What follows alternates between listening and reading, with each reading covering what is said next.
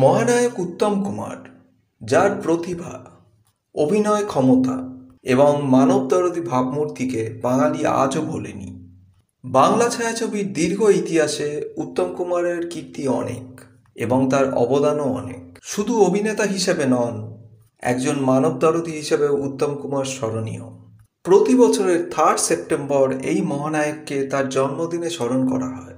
তিনি আজও আমাদের কাছে প্রাসঙ্গিক, কারণ তার মতো দ্বিতীয় কোনো ব্যক্তি মহানায়ক হয়ে উঠতে পারেননি। এই মহানায়ককে স্মরণ করে Uttam Kumar Memorial cultural committee আয়োজন করেছিল একটি উত্তম স্মরণ সন্ধ্যার। উল্লেখযোগ্য যে উত্তম কুমারের জন্মশতবর্ষ উদযাপন হতে চলেছে। কমিটির উদ্দেশ্য শুধু মহানায়ককে স্মরণ করা নয়, বরং তার সঙ্গে যেসব লোক যুক্ত ছিলেন সেই সব প্রান্তিক শিল্পীদেরও সম্মান দেওয়া। এই উত্তম স্মরণ সন্ধ্যায় অন্যান্যদের মধ্যে উপস্থিত ছিলেন কিছু বিশিষ্টজন, যারা তাদের গানের মাধ্যমে এই উত্তম স্মরণ সন্ধ্যাকে স্মরণীয় করে রাখেন। তাদের মধ্যে উল্লেখযোগ্য শ্রমিক পাল, স্বাগতালক্ষ্মী দাশগুপ্ত, আরফিন রানা, অঙ্কন, তৃষা পাড়ুই, শিশিপিয়া ব্যানার্জি, কল্যাণ সেন বরাট, কুশল চক্রবর্তী, শ্রাবণী সেন, ত্রিনা সাহা, জয় সরকার, দোলন রায়, শম্পা কুণ্ডু এবং আরও অনেকে।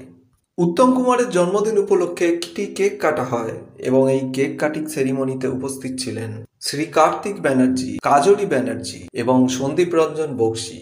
উপস্থিত ছিলেন শ্রী দেবাশিস কুমার, শ্রী কুশল চক্রবর্তী এবং শ্রীমতী দোলন রায়। উত্তম মঞ্চের এই কার্যক্রমে সম্মান জানানো হয় উত্তম কুমারের সময়কার শিল্পীদের এবং তাদের কাজকে। প্রতি বছর এই কমিটি একজনকে 10,000 টাকা আর্থিক সাহায্য করে এবং পিয়ারলেসের পক্ষ থেকে তাদের সমস্ত চিকিৎসার খরচ বহন করে। হয়তো উত্তম কুমারের মতো এরকম একজন শিল্পী আর কখনো বাংলা ফিল্ম ইন্ডাস্ট্রিতে তৈরি হবে না, কিন্তু তার প্রেরণা নিয়েই এগিয়ে যেতে চায় আগামী প্রজন্ম এবং সেটাই এই উত্তম স্মরণ সন্ধ্যার আসল লক্ষ্য।